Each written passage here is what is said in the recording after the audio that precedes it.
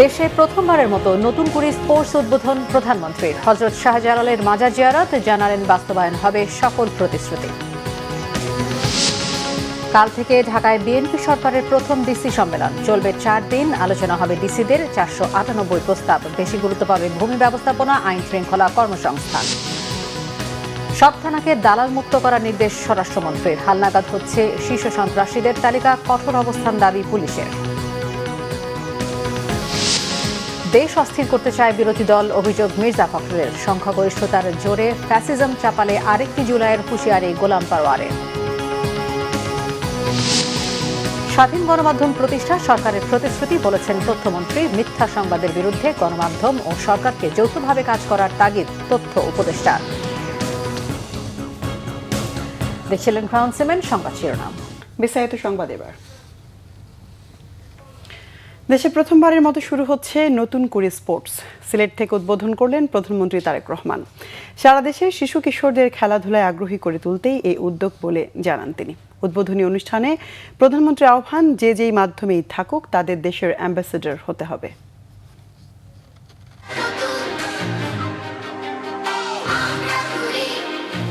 শিশু কিশোরদের প্রতিভা অন্বেষণে 1976 সালে যাত্রা শুরু হয়েছিল নতুন কুড়ি। বাংলাদেশ টেলিভিশনের 80 দশকের জনপ্রিয় এই অনুষ্ঠানের মাধ্যমে অনেক প্রতিভা উঠে এসেছে শিল্পাঙ্গনে। বহু বছর পর সেই পরিচিত নাম আবার ফিরে এসেছে, তবে এবার মঞ্চে নয়, সবুজ মাঠগালিচায়। যাত্রা শুরু হলো নতুন এক স্বপ্ন, নতুন কুড়ি স্পোর্টসের। সকাল থেকেই উৎসব মুখর সিলেট জেলা স্টেডিয়াম। কানায় কানায় পূর্ণ গ্যালারি, মাঠে খুদে ক্রীড়াবিদদের চমকপ্রদ প্রদর্শনী। সব আয়োজন এক উপলক্ষ ঘিরে নতুন কুড়ি স্পোর্টসের উদ্বোধন। ছোট বন্ধুরা, আনুষ্ঠানিকভাবে এখন তোমাদেরকে সাথে নিয়ে আমরা নতুন করে স্পোর্টস আনুষ্ঠানিক উদ্বোধন ঘোষণা করলাম। প্রধানমন্ত্রী জানান, খেলাধুলা এখন শুধু আর বিনোদন নয়, এটি বিশ্বজুড়ে সম্মানজনক ও লাভজনক পেশা। খেলোয়াড়দের অর্থনৈতিক নিরাপত্তা নিশ্চিত করার বিষয়ে সরকারের প্রতিশ্রুতি বাস্তবায়ন শুরু হয়েছে। স্পোর্টস নিয়ে আমরা কি করব, বিভিন্ন বিষয়ে আলাপ করলাম। আলাপ করতে করতে এক পর্যায়ে আমরা খাবার টেবিলে বসে ঠিক করলাম যে আমরা নতুন কুড়ি স্পোর্টস চালু করব বাংলাদেশে। তরুণ প্রতিভা তুলে আনার লক্ষ্যে দেশের 64 জেলায় একযোগে শুরু হচ্ছে নতুন কুড়ি স্পোর্টস। জেলা পর্যায়ে 1,67,000-এর বেশি শিশু কিশোর এই আসরে অংশ নিচ্ছে। তারেক রহমান বলেন, আজকের শিশুরা ক্রীড়ার মাধ্যমে আগামী দিনে বাংলাদেশের প্রতিনিধিত্ব করবে। যে গান শিখতে চায় সে গান শিখবে, সেই ব্যবস্থা আমরা করব। যে মিউজিশিয়ান হতে চায় সে মিউজিশিয়ান হবে, সেই ব্যবস্থা ইনশাল্লাহ আমরা করব।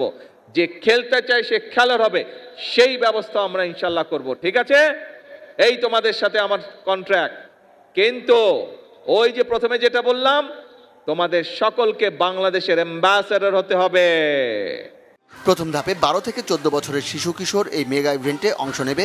3 ধাপে অনুষ্ঠিত হবে নতুন কুড়ি স্পোর্টস। জেলা পর্যায়ের জয়ীরা অংশ নেবে বিভাগীয় পর্যায়ে, এরপর হবে চূড়ান্ত পর্যায়ের খেলা।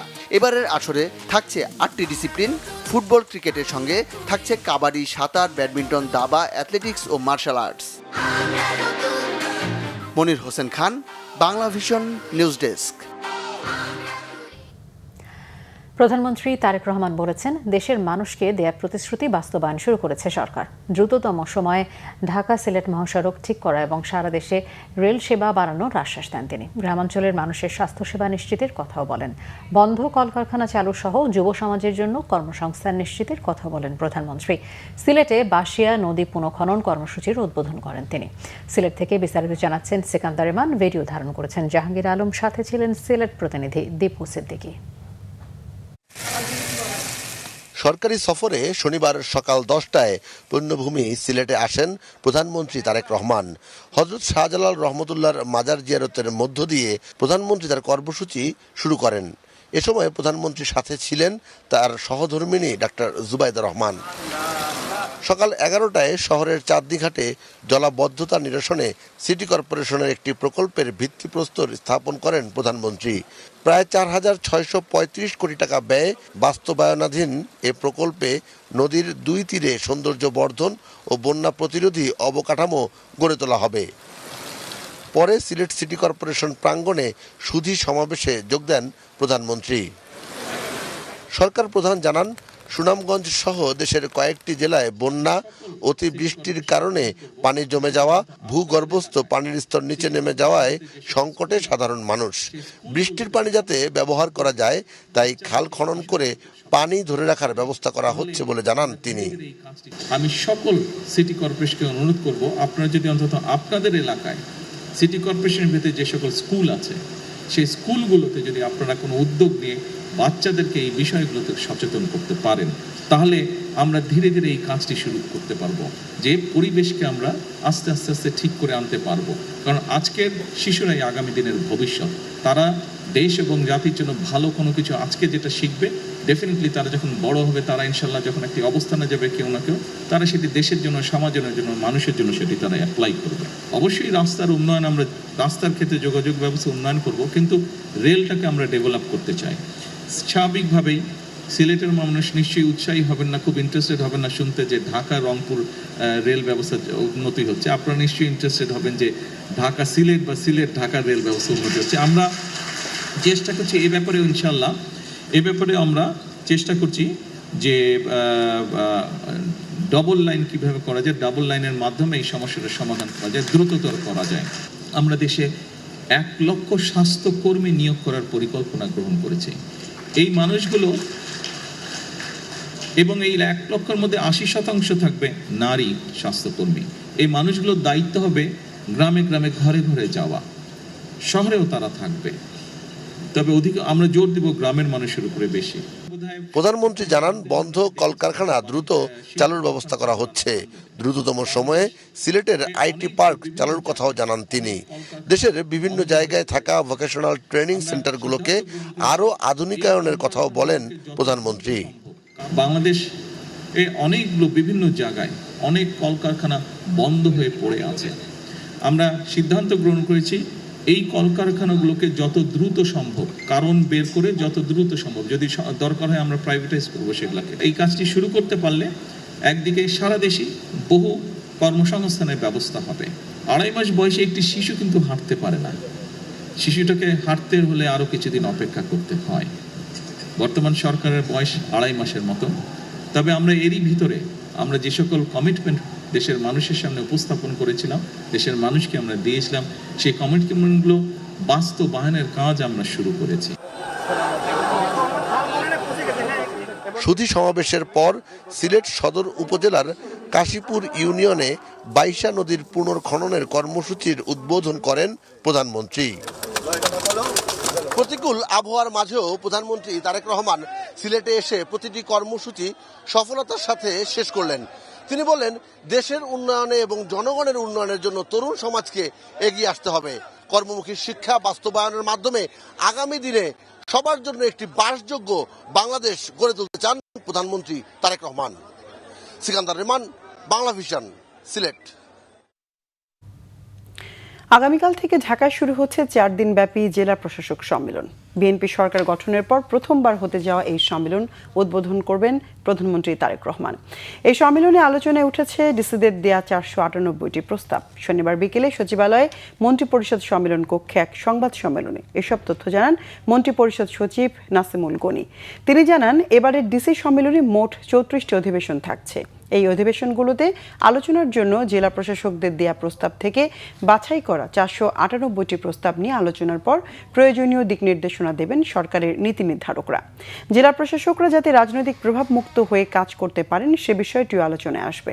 সবচেয়ে বেশি প্রস্তাব রয়েছে স্বাস্থ্য খাত নিয়ে। অতিরিক্ত সচিব হুমায়ুন কবির জানান, সম্মেলনে ভূমি ব্যবস্থাপনা, আইন শৃঙ্খলা, স্থানীয় সরকার ও দুর্যোগ ব্যবস্থাপনা গুরুত্ব পাচ্ছে। সম্মেলনে নির্ধারিত অধিবেশন ছাড়াও রাষ্ট্রপতি, স্পিকার ও প্রধান বিচারপতির সঙ্গে সাক্ষাৎ করবেন জেলা প্রশাসকরা। রাজধানী ঢাকা সহ সারা দেশের থানাগুলোকে দালাল মুক্ত করার নির্দেশ দিয়েছেন স্বরাষ্ট্রমন্ত্রী সালাউদ্দিন আহমেদ। রমনা মডেল থানা পরিদর্শনকালে পুলিশের ঊর্ধ্বতন কর্মকর্তা সহ সংশ্লিষ্টদের এই নির্দেশ দেন তিনি। পরিদর্শনের সময় স্বরাষ্ট্রমন্ত্রী থানার বিভিন্ন কক্ষ, হাজতখানা সহ থানার সার্বিক পরিবেশ পর্যবেক্ষণ করেন। থানার ওসি ও ডিউটি অফিসার সহ কর্তব্যরত পুলিশ সদস্যদের সাথে কথা বলেন, তাদের খোঁজ খবর নেন এবং বিভিন্ন সমস্যার কথা মনোযোগ দিয়ে শোনেন। সততা, ন্যায়নিষ্ঠা ও আন্তরিকতার সাথে সাধারণ জনগণকে সেবা দিতে পুলিশ সদস্য সহ সংশ্লিষ্টদের নির্দেশ দেন মন্ত্রী। পুলিশ সদস্যদের মধ্যে কারো বিরুদ্ধে দায়িত্ব অবহেলা ও দুর্নীতির অভিযোগ প্রমাণিত হলে কঠোর ব্যবস্থা নেওয়া হবে বলেও হুঁশিয়ারি দেন স্বরাষ্ট্রমন্ত্রী।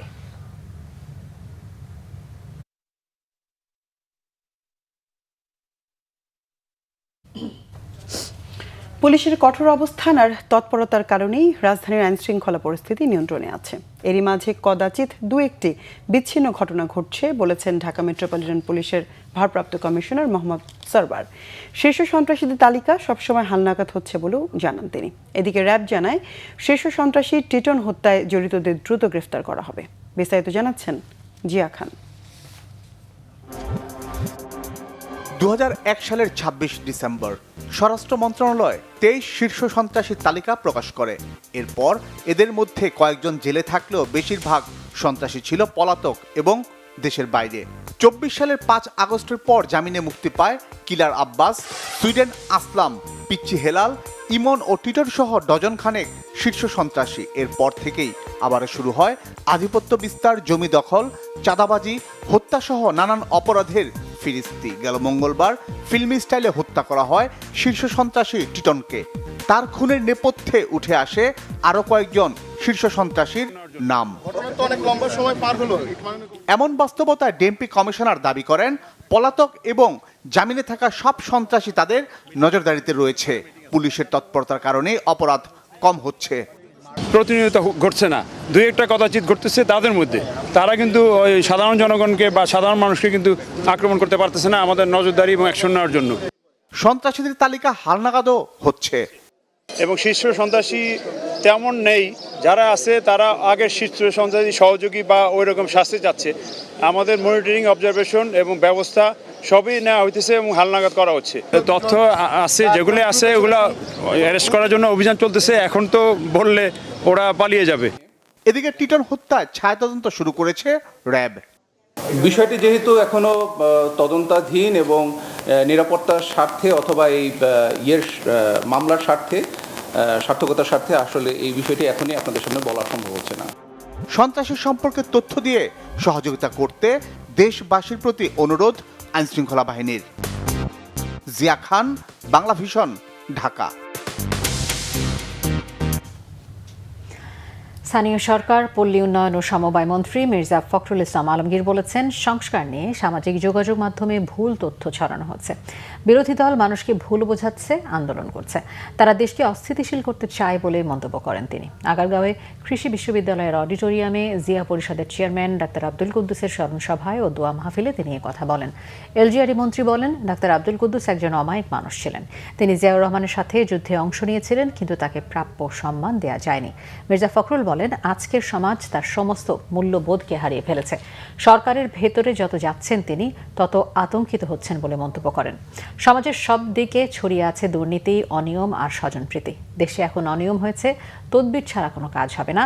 এমন একটা সমাজে কিভাবে দেশ এগিয়ে যাবে, এমন প্রশ্ন রাখেন মন্ত্রী। মির্জা ফখরুল বলেন, সংস্কারে যেগুলো একমত হয়নি তাতে নোট অফ ডিসেন্ট দিয়েছে বিএনপি, কিন্তু এখন বিরোধী দল অবলীলায় বলছে সব করতে হবে।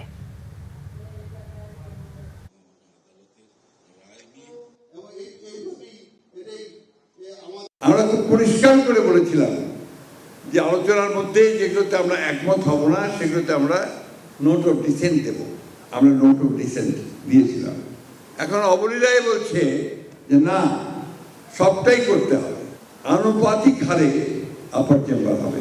এটা আমরা কখনোই কি করি। অনেকগুলো বিষয় আছে যেগুলো আমরা একমত হইনি, সেগুলো তারা বলে দিল যেগুলো হবে। আর এই নির্বাচনের পরে যারা নির্বাচিত হবেন তারা আপনার সংবিধান সংস্কার পরিষদ গঠন করবে না। কারণ একটা ভুল ধারণা দেওয়া হচ্ছে জনগণের মধ্যে, বিশেষ করে আপনাদের ওই সোশ্যাল মিডিয়ার মধ্যে, যে বিএনপি সংস্কার মানে না। এখন আপনার জামাতের নেতৃত্বে 11 দল তারা এটার উপরে আন্দোলন করছে। উদ্দেশ্যটা কি? উদ্দেশ্য হচ্ছে আবার বাংলাদেশকে ডিস্টেবিলাইজ করা, অস্থিতিশীলতার দিকে নিয়ে যাওয়া। সংখ্যাগরিষ্ঠতার দোহাই দিয়ে ফ্যাসিজম চাপালে দেশ আবার জুলাইয়ের পথে যাবে বলেছেন জামাত ইসলামী সেক্রেটারি জেনারেল অধ্যাপক Mia Golam Parwar. Khulna press club banquet হলে এক সেমিনারে প্রধান অতিথির বক্তব্যে তিনি একথা বলেন। মিয়া পারওয়ার বলেন, জুলাই সনদ ও গণভোটকে আলাদা করে ফেলেছে সরকার। বলেন, জুলাই সনদ অক্ষরে অক্ষরে পালন করবে বললেও গণভোটকে এড়িয়ে গিয়ে হাসিনার পথে হাঁটছে বিএনপি। সেমিনারে সভাপতিত্ব করেন মহানগর জামাত ইসলামের আমির মোহাম্মদ মাহফুজুর রহমান। বক্তব্য রাখেন খুলনা ৬-এর সংসদ সদস্য মাওলানা আবুল কালাম আজাদ ও খুলনা ২ আসনের শেখ মোহাম্মদ জাহাঙ্গীর হুসাইন হেলাল। স্বাধীন গণমাধ্যম প্রতিষ্ঠা করা সরকারের প্রতিশ্রুতি বলে জানিয়েছেন তথ্য ও সম্প্রচার মন্ত্রী জহিরুদ্দিন স্বপন। বলেন, অপতথ্য মোকাবেলায় সরকার এক ধরনের যুদ্ধে নেমেছে। জনগণকে সাথে নিয়ে সরকার গণমাধ্যমের স্বাধীনতা ও অপতথ্যকে মোকাবেলা করতে পারবে বলে আশা তথ্যমন্ত্রীর। গালমান শফির রিপোর্ট। বিশ্বমুক্ত গণমাধ্যম দিবস উপলক্ষে স্বাধীন গণমাধ্যমের নতুন চ্যালেঞ্জ অপতথ্য আমাদের করণীয় নিয়ে সেমিনার অনুষ্ঠিত হয়। শনিবার বাংলাদেশ ফেডারেল সাংবাদিক ইউনিয়ন ও ঢাকা সাংবাদিক ইউনিয়ন যৌথভাবে জাতীয় প্রেস ক্লাবে এই সেমিনারের আয়োজন করে। এতে তথ্য ও সম্প্রচার মন্ত্রী সহ বিভিন্ন গণমাধ্যমের সম্পাদক ও সিনিয়র সাংবাদিকরা উপস্থিত ছিলেন। অনুষ্ঠানে তথ্য ও সম্প্রচার মন্ত্রী জহিরুদ্দিন স্বপন বলেন, তথ্য সরবরাহের চেয়ে তথ্যকে নিজের মনের মাধুরী মিশিয়ে প্রকাশের প্রবণতা মোকাবিলা করাই এখন বড় চ্যালেঞ্জ। তিনি বলেন, স্বাধীন গণমাধ্যম তৈরি সরকারের দায়িত্ব, তা বাস্তবায়নে সরকার প্রতিশ্রুতিবদ্ধ। তবে স্টেকহোল্ডারদের একত্রিত করাই মুক্ত গণমাধ্যম প্রতিষ্ঠার জন্য বড় চ্যালেঞ্জ। আমাদের দেশের যা যা সমস্যা ইতিপূর্বে হয়েছে তার মধ্যে যা যা কারণ আছে তার মধ্যে অবশ্যই একটি গুরুত্বপূর্ণ কারণ হচ্ছে একটি সুস্থ গণমাধ্যম ব্যবস্থা না থাকা। এবং এই সুস্থ গণমাধ্যম ব্যবস্থার না থাকা এবং এর সবচেয়ে বড় উদাহরণ হচ্ছে চতুর্থ সংশোধনী। তথ্য সরবরাহর বাধাটা যত না বেশি সমস্যা আজকের যুগে, তার চেয়ে কিন্তু বেশি সমস্যা হয়ে গেছে তথ্যকে নিজের রঙের মনের আদর্শের মাধুরী মিশিয়ে উপস্থাপন করার যে প্রবণতা, তাকে আমরা কিভাবে চ্যালেঞ্জ করব। অনুষ্ঠানে আলোচকরা বলেন, অপতথ্য সারা বিশ্বে ভয়ানক রূপ ধারণ করেছে। তা থামানো না হলে জাতীয় সংকট দেখা দিতে পারে। বাংলাদেশের প্রেক্ষাপটেও এই অপতথ্য এখন আর নিছক একটা ডিজিটাল সমস্যা নয়, বরং এটি পরিণত হয়েছে একটি সামাজিক, রাজনৈতিক এবং সাংস্কৃতিক সংকটে। এটা না থামানো গেলে জাতীয় সংকট হয়ে পড়তে পারে। গণমাধ্যমের সম্পাদকীয় প্রতিষ্ঠা একেবারে তছনছ হয়ে গেছে, ছত্রখান হয়ে গেছে।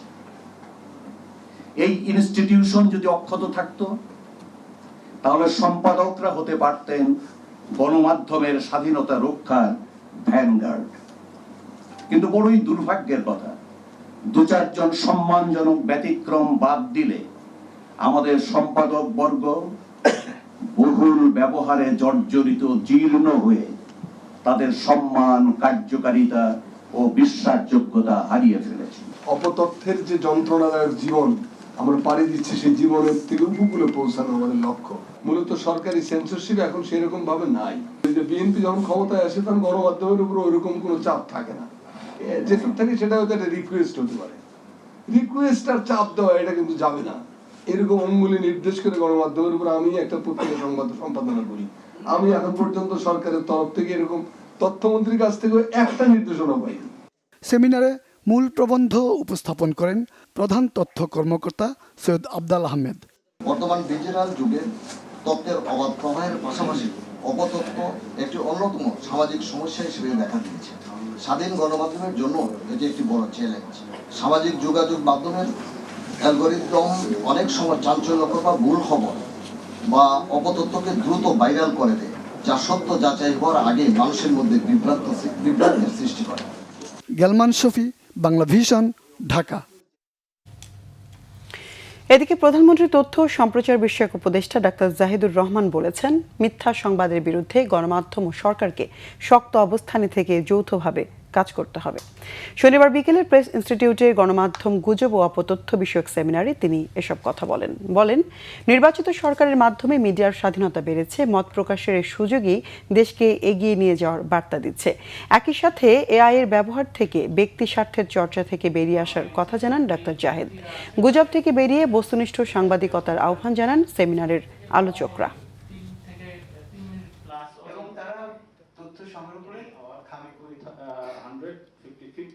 এই অঞ্চলে আমাদের মিডিয়া লিটারেসি কম, ডিজিটাল লিটারেসি কম, এটা এই অঞ্চলে। সো আমাদের এই অঞ্চলের যে সংকট সেটাও আমাদের আছে। And on top of that, যেটা আমি আসলে যোগ করতে যাচ্ছিলাম, আমাদের শেখ হাসিনা আসলে আসবেনই বারবার। For the last 15 years what happen in our country, একটা স্টেটের সব সিস্টেম স্ট্রাকচার ভেঙে শেষ হয়ে গেছে, লিস্ট ডেমোক্রেটিক ভ্যালুস শেষ হয়ে গেছে, সেইটাও আমাদের সাথে যুক্ত হয়েছে। সো আমাদের সাউথ এশিয়াতেও যে পরিমাণ সংকট আছে, সংকটটা আমাদের এখানে তার তুলনায় অনেক বেশি। আমার বাংলাদেশ এবি পার্টির ৬ষ্ঠ প্রতিষ্ঠাবার্ষিকী ও প্রতিনিধি সম্মেলন অনুষ্ঠিত হয়েছে। শনিবার রাজধানীর ডিপ্লোমা ইঞ্জিনিয়ার্স ইনস্টিটিউশনে এবি পার্টির এই অনুষ্ঠানে সরকার ও বিরোধী দলের বিভিন্ন নেতারা অংশ নিয়ে দেশের অর্থনীতি, নির্বাচন ও গণতন্ত্র নিয়ে গুরুত্বপূর্ণ বক্তব্য দেন। বিএনপির জাতীয় স্থায়ী কমিটির সদস্য ডক্টর আব্দুল মঈন খান বলেন, দেশের সাধারণ মানুষই বারবার গণতন্ত্র পুনরুদ্ধার করেছে। যখনই গণতন্ত্র হুমকির মুখে পড়েছে, জনগণ প্রতিবাদ করে তা ফিরিয়ে এনেছে। এনসিপির মুখপাত্র আসিফ মাহমুদ সজীব ভুইয়া বলেন, মতবিরোধ থাকলেও দেশের স্বার্থে কিছু বিষয়ে এক থাকা জরুরি। তিনি আধিপত্যবাদের বিরোধিতার উপর গুরুত্ব আরোপ করেন। খেলাফত মজলিসের আমির মাওলানা মামুনুল হক সংবিধান সংস্কার ও সুষ্ঠু নির্বাচনের দাবি জানিয়ে বলেন, দেশে যেন কোনো ফ্যাসিস্ট বা বিদেশি আধিপত্য ফিরে আসতে না পারে। সম্মেলনের সমাপনী বক্তব্যে এবি পার্টির চেয়ারম্যান মুজিবুর রহমান মঞ্জু বলেন, জুলাইয়ের চেতনা ধারণ করে দল এগিয়ে যাবে।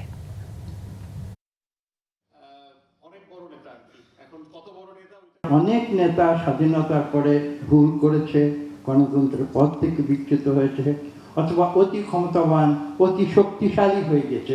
তখন কিন্তু বাংলাদেশের জনগণ জীবন দিয়ে, বুকের রক্ত দিয়ে তাদের সেই ভুলকে সংশোধন করে দিয়েছে। এবং ঠিক একইভাবে 24-এর 5ই আগস্ট আমাদের সঠিক পথে এই ছাত্র জনতা পরিচালিত করে আজকে আবার নতুন করে গণতন্ত্র। মনে রাখতে হবে, বাংলাদেশের মানুষ কিন্তু প্রতিবাদী মানুষ। যুব সমাজকে ক্রীড়ামুখী ও সুস্থ জীবনের দিকে এগিয়ে নিতে যাত্রা শুরু করলো নতুন করে স্পোর্টস 2026। শনিবার রাজধানীর মিরপুরের শহীদ সোহরাওয়ার্দী ইনডোর স্টেডিয়ামে এই উপলক্ষে উদ্বোধনী অনুষ্ঠানের আয়োজন করে যুব ও ক্রীড়া মন্ত্রণালয় এবং ঢাকা জেলা প্রশাসন। অনুষ্ঠানে আরও উপস্থিত ছিলেন সড়ক পরিবহন ও সেতু মন্ত্রী শেখ রবিউল আলম এবং মুক্তিযুদ্ধ বিষয়ক প্রতিমন্ত্রী ইশরাক হোসেন এবং ঢাকা 1 আসনের সংসদ সদস্য খন্দকার আবু আশফাক। অনুষ্ঠানে বিভিন্ন ক্রীড়া ইভেন্টের উদ্বোধনের পাশাপাশি অংশগ্রহণকারী খেলোয়াড়দের উৎসাহিত করতে নানা কর্মসূচি নেওয়া হয়। অতিথিদের পাশাপাশি খেলায় উৎসাহ দিতে গ্যালারিতে উপস্থিত ছিল ঢাকার বিভিন্ন স্কুলের শিক্ষার্থীরা। আয়োজকরা জানান, নতুন করে স্পোর্টস 2026 তরুণদের প্রতিভা বিকাশ এবং দেশের ক্রীড়া অঙ্গনে নতুন সম্ভাবনা সৃষ্টি করবে। এতে প্রধান অতিথি হিসেবে ভার্চুয়ালি যুক্ত হন প্রধানমন্ত্রী তারেক রহমান।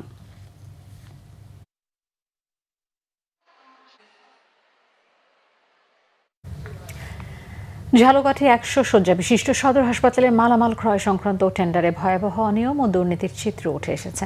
তাতে দেখা যায়, ঠিকাদার প্রতিষ্ঠান টেক স্কোয়াড তাদের ইচ্ছামতো চাহিদাপত্র তৈরি করে কার্যাদেশ প্রক্রিয়া বাস্তবায়ন করে, যেখানে 70 লাখ টাকার একটি এক্স-রে মেশিনের দাম ধরা হয় 2,95 লাখ টাকা। অ্যানাস্থেশিয়া মেশিন ও হুইল চেয়ার সহ বেশ কয়েকটি মেডিকেল যন্ত্রপাতিতে দেখা যায় অস্বাভাবিক দাম দর। আর এসব সম্ভব হয়েছে মূলত স্বাস্থ্য অধিদপ্তর ও হাসপাতালের কিছু অসাধু কর্মকর্তার যোগসাজশে। বিস্তারিত থাকছে ফজলে রাব্বির প্রতিবেদনে। ঝালকাঠি সদর হাসপাতাল 2015-16 অর্থ বছরে হাসপাতালটিতে 9,39,90,000 টাকার মেডিকেল যন্ত্রপাতি ও অন্যান্য সরঞ্জাম সরবরাহের কাজ পায় ঠিকাদার প্রতিষ্ঠান টেক স্কোয়াড। কাগজে কলমে টেন্ডার প্রক্রিয়ার পুরো ধাপ মানা হলেও বাংলাভিশনের হাতে আসা নথি বলছে, পুরো প্রক্রিয়াটি ছিল জালিয়াতি। হাসপাতালের যন্ত্রাংশ কেনাকাটা বাবদ new vision মেডিসিস্টেম, Phulhar and company সহ মোট 3টি প্রতিষ্ঠানের কাছ থেকে মালামাল ক্রয়ের কোটেশন সংগ্রহ করে ওই সময়কার হাসপাতালের বাজার দর যাচাই বাছাই কমিটি। তবে বিপত্তি বাধে ওখানেই। খোঁজ নিয়ে জানা যায়, ওই তিনটি প্রতিষ্ঠানের কেউই মালামাল ক্রয় বাবদ কোনো ধরনের কোটেশন দাখিল করেননি। এখানে এই কোটেশনের নিচে যাদের সিগনেচার আছে এদের মধ্যে কোনো একটা সিগনেচার আসলে আমাদের না। তা আমরা যদি কোথাও কোনো কোটেশন দেই আমাদের নিজেদের প্যাডে, সেটা যেভাবেই হোক না কেন সেখানে আমাদের একটা সিল থাকে, একটা সাইন থাকে, এবং আমার জানা মতে আমাদের সাইন সিগনেচার আপনি যে খুব একটা নকল করতে পারবেন সেটা আমরা দেখলেও বুঝতে পারি আর কি। তো আপাতত এই যে আপনি যে কাগজটা আমার সামনে দিলেন, এখানে যতজন লোকের সিগনেচার আছে এর মধ্যে কোনো কেউই আমরা না, এবং আমাদের সিগনেচারও এটা না। এখন প্রশ্ন হলো, তাহলে কিভাবে সম্পন্ন হলো টেন্ডার প্রক্রিয়া? অভিযোগ আছে ইচ্ছামতো চাহিদাপত্র তৈরি করে ওই ঠিকাদার প্রতিষ্ঠানকে কাজ পাইয়ে দিতে সাহায্য করেন তৎকালীন সিভিল সার্জন আব্দুর রহমান। যদিও এসব বিষয়ে সরাসরি কথা বলতে রাজি হননি তিনি। এখন হলো 26 সাল, এটা 2015 সাল, আজকে এটা 26 সাল। দুঃখিত ভাই, এ ব্যাপারে আমি এখন কোনো কথা বলতে পারবো না আপনাকে। শুধু টেন্ডার প্রক্রিয়া নয়, টেক স্কোয়ার প্রতিষ্ঠানের মালামাল ক্রয়েও মেলে অসঙ্গতির চিত্র। 2016 সালে 83,000 মূল্যের একটি এক্স রে মেশিন বিক্রি করে 2,95,00,000 টাকায়। ওই একই এক্স রে মেশিন 2018 সালে প্রতিষ্ঠানটি বিক্রি করে 1,90,00,000 টাকায়। 5,000 টাকা মূল্যের আমদানিকৃত চাইনিজ একটি হুইল চেয়ারের দাম দেখানো হয় 24,000 টাকা। এছাড়াও প্রতিষ্ঠানটি 2021 সালে জার্মানি ব্র্যান্ডের একটি এনেস্থাসিয়া মেশিনের প্রতি ইউনিট দাম দেখায় 20,80,000 টাকা। অথচ ওই একই মেশিন 2016 সালে তারা সরবরাহ করে দ্বিগুণের চেয়ে বেশি দামে। বাংলাদেশি মার্কেটে এসব যন্ত্রাংশ বিক্রি করে এমন কয়েকটি প্রতিষ্ঠানের সঙ্গে আমরা কথা বলি, তারাও দরদামে কিছুটা অসঙ্গতি দেখতে পান। 1000 এক্স-রে মেশিন, এটার অ্যাপেলেম ফ্রান্সের একটা সাপ্লাই দেওয়া হয়েছে, যে মেশিনটার আপনার বাংলাদেশে ওই সময়কার কারেন্সিতে, অর্থাৎ 16 সালের কথা বলতেছেন, তো ওই হিসাবে আমার অ্যাকর্ডিং টু মাই নলেজ এটা 1.25 থেকে 150 crore একটা সেট সলিউশনের দাম হওয়া উচিত। বাট এই জায়গাটা আমার কাছে একটু বেশ অসামঞ্জস্য মনে হলো। আপনার জানি না আপনার এখানে বিট ভ্যালুটা আপনারা যেটা দেখাচ্ছেন, সো এটা যদি 2,95,00,000 বিক্রি হয় তাহলে এটা আপনার অনেক একটা প্রায় জাস্ট ডাবল দাম এটা সোল্ড হচ্ছে। সো এটা একটা আনজাস্টিফাইড একটা ব্যাপার আমার কাছে পরিলক্ষিত হচ্ছে। খোঁজ নিয়ে জানা যায় টেক স্কোয়ার প্রতিষ্ঠানটির কর্ণধর মোহাম্মদ জাকির হোসেন পাটোয়ারি, যিনি একই সাথে আলমদিনা গ্রুপের ব্যবস্থাপকের দায়িত্বে আছেন। এসব বিষয়ে তার সঙ্গে একাধিকবার কথা বলতে চাইলেও সাড়া মেলেনি। আপনি যে নম্বরটিতে কল করেছেন তা এই মুহূর্তে ব্যস্ত আছে। এমনকি ট্রেড লাইসেন্সের দেয়া ঠিকানা ধরে প্রতিষ্ঠানটির খোঁজ করতে গেলে সেখানেও পাওয়া যায়নি প্রতিষ্ঠানটির অস্তিত্ব। হ্যাঁ, পরিচিত, বাট ওইরকম ভাবে না। ফজলে রাব্বি, বাংলা ভিশন, ঢাকা। টানা ভারী বৃষ্টি আর পাহাড়ি ঢলের ফলে সুনামগঞ্জের হাওড়া অঞ্চলে দেখা দিয়েছে জলাবদ্ধতা। পানির নিচে 15,000 হেক্টরের বেশি জমির ধান। দিরাই, জামালগঞ্জ ও তাহিরপুর সহ বিভিন্ন উপজেলার দিশেহারা চাষিরা। উজানের ঢল ও বৃষ্টিতে প্রধান নদীগুলোর পানিও দ্রুত বাড়ছে। মাসুম হেলালের রিপোর্ট, জানাচ্ছেন সিরাজুম মুনির শুভ। সুনামগঞ্জের হাওড় জুড়ে কৃষকের জীবনযুদ্ধ। বৃষ্টির পানিতে ফসল তলিয়ে যাওয়ায় দিশেহারা চাষিরা। শুক্রবার ভোররাত থেকে সুনামগঞ্জের মধ্যনগর উপজেলার কাইল্লানিতে বাঁধের ওপর দিয়ে পানি উপচে পড়া শুরু হয়েছে। ফলে শালদিঘা হাওরের হাজারো কৃষক পড়েছেন চরম দুশ্চিন্তায়। স্থানীয়দের অভিযোগ, বাঁধ নির্মাণে অনিয়ম ও দুর্নীতির কারণেই এই পরিস্থিতি। পানির প্রবল চাপে এরই মধ্যে বাঁধের কিছু অংশ ভেঙে পড়েছে। উপজেলা প্রশাসন ও স্থানীয়দের যৌথ চেষ্টায় আংশিকভাবে পানি প্রবেশ নিয়ন্ত্রণে এলেও পুরোপুরি বন্ধ করা সম্ভব হয়নি। কৃষকরা জানান, হাওরের অর্ধেকের বেশি জমির ধান এখনো কাটা হয়নি। ফসল আর নিজেদের ভবিষ্যৎ নিয়ে শঙ্কিত তারা। প্রাকৃতিক দুর্যোগে মানুষের যে ক্ষয়ক্ষতি হয়েছে, এই ক্ষয়ক্ষতি অপূরণীয়। হাওর থেকে একটা খাসা ধান তুলছি, ধরে লিছে। অনেক বৃষ্টি, জ্বরের মাঝে ধান কাটতেছি, এই ফসলে আমরা জীবন। এদিকে শনিবার শাল্লা উপজেলার ক্ষতিগ্রস্ত কয়েকটি হাওর পরিদর্শন করেছেন জামায়াত নেতা শিশির মনির। এমন পরিস্থিতির পুনরাবৃত্তি যাতে না ঘটে সেজন্য সমন্বিত হাওরের পরিকল্পনা তৈরির দাবি তার। কিন্তু 3 মাসের ব্যবস্থা তো কাজ হবে না, এখানে সমন্বিত পরিকল্পনা দরকার হবে, যে ভবিষ্যতে আর এরকম কোনোদিন হবে না। 1টা 2টা অনুদান দেওয়ার ব্যবস্থা করার নাম কৃষক বাঁচানো না। আপনারা করবেন হলো সমন্বিত পরিকল্পনা করবেন। টানা বৃষ্টির কারণে মাটি ক্ষয় হয়ে বাঁধ নিচু হয়ে যাওয়ায় এই বিপত্তি বলে জানিয়েছেন সংশ্লিষ্টরা। বাঁধ রক্ষায় সব ধরনের পদক্ষেপ নেওয়ার কথাও জানিয়েছেন তারা। তাদের কী ধরনের হেল্প প্রয়োজন, তাদের জ্বালানি সমস্যা হচ্ছে কিনা হারভেস্টার চালানোর জন্য, তাদের শ্রমিক বিষয়ে প্রয়োজন, সেটা কিভাবে সমাধান করে দেওয়া যেতে পারে, তারা যেন সরজমিনে যেয়ে সেটা করছে, প্রতিদিন তার রিপোর্টও দিচ্ছে।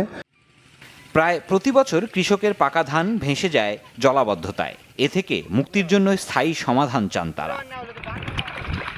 Sirajum Munir Shubho, Bangla vision, news desk. Centre for policy dialogue CPD নির্বাহী পরিচালক ডক্টর ফাহমিদা খাতুনের মতে জ্বালানি তেল একটি কৌশলগত পণ্য, আর মধ্যপ্রাচ্য যুদ্ধ সহ যে কোনো হুটহাট বৈশ্বিক ধাক্কা সামলাতে হলে বাংলাদেশকে নিজেদের অর্থনীতির ভিত শক্ত করতে হবে, নিশ্চিত হতে হবে দীর্ঘমেয়াদী জ্বালানি নিরাপত্তা। রাজধানীতে ডিবেট ফর ডেমোক্রেসি আয়োজিত ৬ সংসদ বিতর্ক প্রতিযোগিতায় এই কথা বলেন তিনি। ডক্টর ফাহমিদা খাতুন বলেন, জ্বালানি তেলের দামের প্রভাব পড়ে সবখানে, যদিও বাংলাদেশে জ্বালানি তেলের মূল্য বৃদ্ধি হয়েছে বৈশ্বিক কারণে। বিশ্ব বাস্তবতায় বাংলাদেশের আগামী বাজেট কেবল আয় ব্যয়ের হিসাবে দেখলে হবে না বলে মনে করেন ডক্টর ফাহমিদা খাতুন। বলেন, এটি প্রণয়ন করতে হবে দক্ষতার সাথে।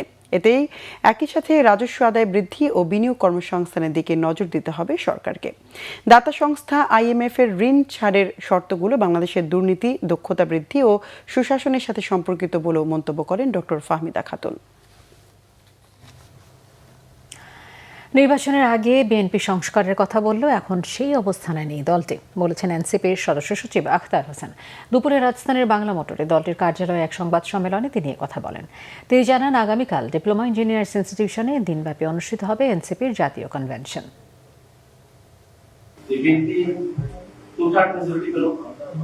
এবং শপথ গ্রহণের দিনই তার গণভোটের যে রায় সেটাকে অস্বীকার করে, যে বিষয়গুলো আমরা সকলে একমত হয়েছি ৩০টি বিষয়, সেগুলোকে যেভাবে জুলাই সনদে মূল ঘোষণা করা হয়েছে সেভাবে সেগুলোকে সংবিধানে অন্তর্ভুক্ত করা, এর বাইরে কিছু বিষয় ছিল যেগুলো দলগুলো তাদের নির্বাচনী এজেন্ডা ইশতেহার অনুযায়ী তারা সম্পূর্ণ করতে পারবেন, সেভাবে আমরা সামনের দিকে অগ্রসর হবে এই প্রত্যাশার বিষয় ছিল। এবার আরো কিছু খবর নিয়ে একটি ডেস্ক রিপোর্ট দেখুন।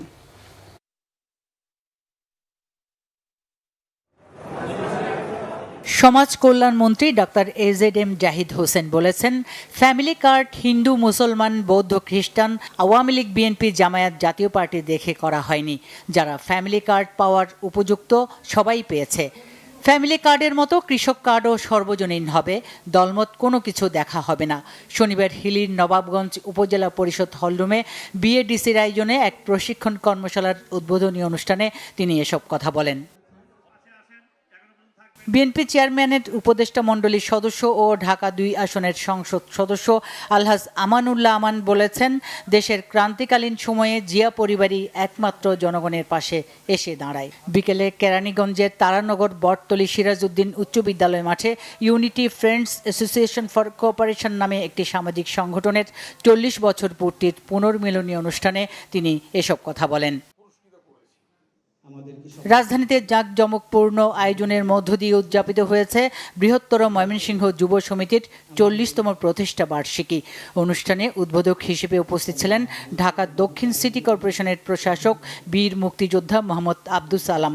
সড়ক পরিবহন ও সেতু মন্ত্রণালয়ের প্রতিমন্ত্রী হাবিবুর রশিদ সহ সমিতির নেতা ও সদস্যরা এতে উপস্থিত ছিলেন। বক্তারা সংগঠনটির অতীত সাফল্য, বর্তমান কার্যক্রম এবং ভবিষ্যৎ পরিকল্পনা তুলে ধরেন। ২০২৬-২৭ অর্থ বছরের বাজেটে জ্বালানি সাশ্রয়ী এবং পরিবেশ বান্ধব প্লাগ-ইন ও হাইব্রিড গাড়ি আমদানিতে শুল্ক কর কমানোর দাবি জানিয়েছে রিকন্ডিশন গাড়ি আমদানিকারকদের সংগঠন বারভিডা। সকালে রাজধানীতে আয়োজিত এক সংবাদ সম্মেলনে এ দাবি জানায় সংগঠনটি। বারভিডার দাবি, গণপরিবহন হিসেবে ব্যবহার করা মাইক্রোবাসের সম্পূরক শুল্ক বেশি হবার কারণে চাহিদা মতো পর্যাপ্ত সরবরাহ নিশ্চিত করা সম্ভব হচ্ছে না। তাই বিকল্প বাহন হিসেবে অটোরিকশায় চড়তে হচ্ছে সাধারণ মানুষকে। এতে দুর্ঘটনায় পড়ে প্রাণহানির সংখ্যা বেড়ে চলেছে। বিষয়টি বিবেচনায় নিয়ে মাইক্রোবাসের সম্পূরক শুল্ক সম্পূর্ণ প্রত্যাহারের দাবি জানিয়েছে সংগঠনটি। সেই সাথে জাপানের রিকন্ডিশন ইভি আমদানিতে কর কমানোর প্রস্তাব বারভিডার। রিকন্ডিশন গাড়ি আমদানির ক্ষেত্রে গাড়ির বয়সসীমা বাড়ানোর দাবিও তুলে ধরেছে সংগঠনটি তাদের বাজেট প্রস্তাবে। রাজধানীতে সুর সপ্তক সঙ্গীত একাডেমি তার সকল শিক্ষক শিক্ষার্থী ও দেশ বরেণ্য শিল্পীদের নিয়ে বাংলা বর্ষ 1432কে বিদায় এবং 1433কে স্বাগত জানাতে একটি সাংস্কৃতিক অনুষ্ঠানের আয়োজন করে। ইউনাইটেড কমার্শিয়াল ব্যাংক এবং সোশ্যাল মার্কেটিং কোম্পানির সৌজন্যে বিকালে বাংলাদেশ শিল্পকলা একাডেমির নাট্যশালা মঞ্চে অনুষ্ঠানটি হয়। এতে প্রধান অতিথি ছিলেন সংস্কৃতি মন্ত্রী নিতাই রায় চৌধুরী। সুর সপ্তকের প্রতিষ্ঠাতা সভাপতি ও চেয়ারম্যান ফেরদৌস আরা এতে সভাপতিত্ব করেন। অনুষ্ঠানে দেশের বরেণ্য শিল্পীরা ও গণ্যমান্য ব্যক্তিরা উপস্থিত ছিলেন। এই উৎসবের মিডিয়া পার্টনার ছিল চ্যানেল আই। পিরোজপুরের নাজিরপুরে ঢাকা ট্যাক্সিস বার অ্যাসোসিয়েশনের নবনির্বাচিত সভাপতি আলহাজ মিজানুর রহমান দুলালকে নাগরিক সংবর্ধনা দেওয়া হয়েছে। উপজেলার হাজী আব্দুল গনি মাধ্যমিক বিদ্যালয়ের মিলনায়তনে সর্বস্তরের জনগণ এই সংবর্ধনার আয়োজন করে। এর আগে তিনি টুঙ্গিপাড়া পৌঁছালে তাকে মোটরসাইকেল শোভাযাত্রার মাধ্যমে বরণ করে নেন নাজিরপুরের মাটিভাঙ্গা ইউনিয়ন বিএনপি ও সহযোগী সংগঠনের নেতাকর্মীরা। সাভার উপজেলা পরিষদের সাবেক চেয়ারম্যান ও বিএনপি নেতা আলহাজ কফিল উদ্দিনের সুস্বাস্থ্য ও রোগ মুক্তি কামনায় দোয়া মাহফিল হয়েছে। সাভার পৌর এলাকার সবুজবাগে এই দোয়া মাহফিলে সভাপতিত্ব করেন সাভার পৌর বিএনপির যুগ্ম সাধারণ সম্পাদক রমিজ উদ্দিন। বর্তমানে কফিল উদ্দিন অসুস্থ হয়ে হাসপাতালে চিকিৎসাধীন। Bangla vision news desk. সংবাদ শেষ করব ক্রাউন সিমেন্ট শিরোনামগুলো আরেকবার জানিয়ে। দেশে প্রথমবারের মতো নতুন করে স্পোর্টস উদ্বোধন প্রধানমন্ত্রীর। হযরত শাহজালালের মাজার জিয়ারত, জানালেন বাস্তবায়ন হবে সকল প্রতিশ্রুতি। কাল থেকে ঢাকায় বিএনপি সরকারের প্রথম ডিসি সম্মেলন, চলবে 4 দিন। আলোচনা হবে ডিসিদের 498 প্রস্তাব। বেশি গুরুত্ব পাবে ভূমি ব্যবস্থাপনা, আইন শৃঙ্খলা, কর্মসংস্থান। সব থানাকে দালাল মুক্ত করার নির্দেশ স্বরাষ্ট্রমন্ত্রীর। হালনাগাদ হচ্ছে শীর্ষ সন্ত্রাসীদের তালিকা, কঠোর অবস্থান দাবি পুলিশের। দেশ অস্থির করতে চায় বিরোধী দল, অভিযোগ মির্জা ফখরুলের। সংখ্যাগরিষ্ঠতার জোরে ফ্যাসিজম চাপালে আরেকটি জুলাইয়ের হুঁশিয়ারি গোলাম পরওয়ারের। স্বাধীন গণমাধ্যম প্রতিষ্ঠার সরকারের প্রতিশ্রুতি, বলেছেন তথ্যমন্ত্রী। মিথ্যা সংবাদের বিরুদ্ধে গণমাধ্যম ও সরকারকে যৌথভাবে কাজ করার তাগিদ তথ্য উপদেষ্টা। দর্শক, ছিল এখনকার মতো। পরের সংবাদ রাত 1টায় দেখার আমন্ত্রণ রইল। এছাড়া বাংলাভিশন সংবাদ ও সংবাদ সংশ্লিষ্ট অনুষ্ঠান দেখতে ভিজিট করুন www.bbnews24.com ও facebook.com/banglavisionnews এবং সাবস্ক্রাইব করুন youtube.com/banglavisionnews। ধন্যবাদ, শুভরাত্রি।